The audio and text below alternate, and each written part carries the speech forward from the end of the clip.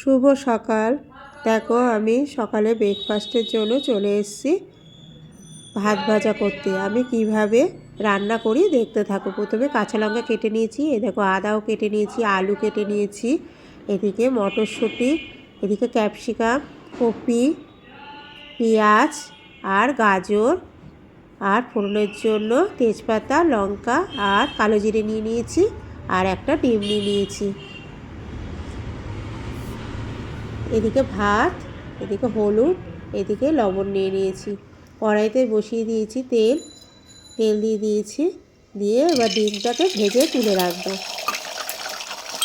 সামান্য একটু লবণ দেব, দিয়ে একটু ভাজা ভাজা করে দেখো ডিমটা ভাজা ভাজা হয়ে গেছে। এবার তুলে রাখবো ডিমটা তুলে রেখেছি। ওই কড়াইয়ের মধ্যে আবারও তেল দিয়ে দিয়েছি। তেল দিয়ে তেজপাতা আর লঙ্কা ফোড়ন দিয়ে দিয়েছি, কালো জিরেও দিয়ে দিচ্ছি। ফোড়নটা ভাজা ভাজা হয়ে গেছে। এরপর কেটে রাখা সবজিগুলো দিয়ে দেবো। দেখো প্রথমে কপি দিয়েছি, তারপরে হলো আলু দেবো, তারপরে গাজর, ক্যাপসিকাম, পেঁয়াজ, মটরশুঁটি সবই দিয়ে দেবো। এক এক করে সবজিগুলো দিয়ে দেবো।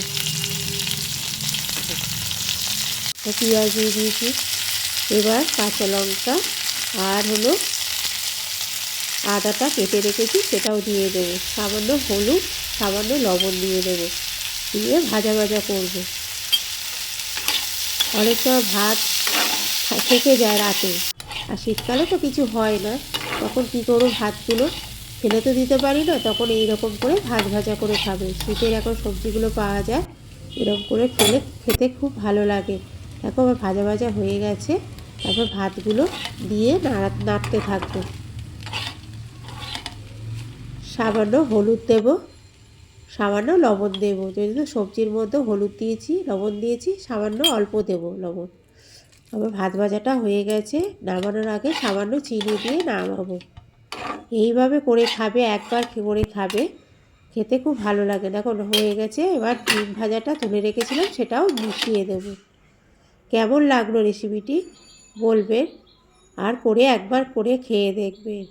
যদি ভিডিওটা ভালো লাগে লাইক ফলো করতে কিন্তু ভুলবে না। নেক্সট ভিডিওতে আসবো। বাই।